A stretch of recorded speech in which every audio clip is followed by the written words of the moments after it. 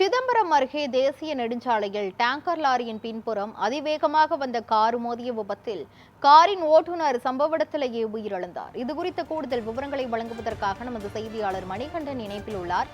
மணிகண்டன், இந்த விபத்து சரியாக எப்போது எப்படி நேரிட்டது? முழுமையான விவரங்கள் என்ன, சொல்லுங்க. சிதம்பரம் அருகே பாத்தீங்கன்னா தேசிய நெடுஞ்சாலையில இன்னைக்கு மதியானம் டேங்கர் லாரி மீது கார் மோதி ஓட்டுநர் பலியான சம்பவத்துல நீண்ட போராட்டத்திற்கு பின்பு தீயணைப்புத்துறை உடலை மீட்ட பரபரப்பான காட்சிகளை நம்ம பார்த்துட்டு இருக்கோம்.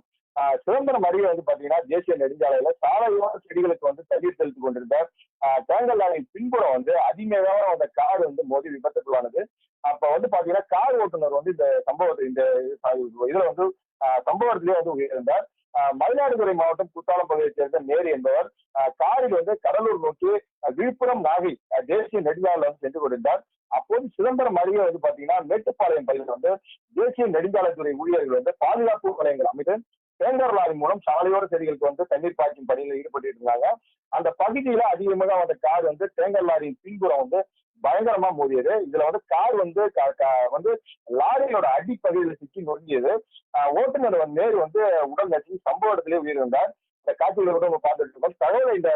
தகவல் அறிந்து சம்பவ இடத்திற்கு பாத்தீங்கன்னா தீயணைப்பு துறையினர் மற்றும் காவல்துறையினர் கிரேன் உதவியுடன் நீண்ட நேர போராட்டத்திற்கு பிறகு காரை அந்த லாரியில பிரித்து சிக்கியிருந்த உடலை மீட்டனர்.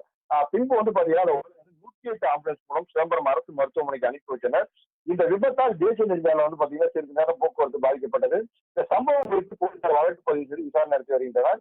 அதிவேகமா அந்த கார் டேங்கர் லாரியின் மீது மோதியில இந்த ஓட்டுநர் உயிரிழந்த சம்பவம் இந்த பகுதியில பெரும் சோகத்தை ஏற்படுத்தியுள்ளது. விரிவான விவரங்களை வழங்கியதற்கு நன்றி மணிகண்டன்.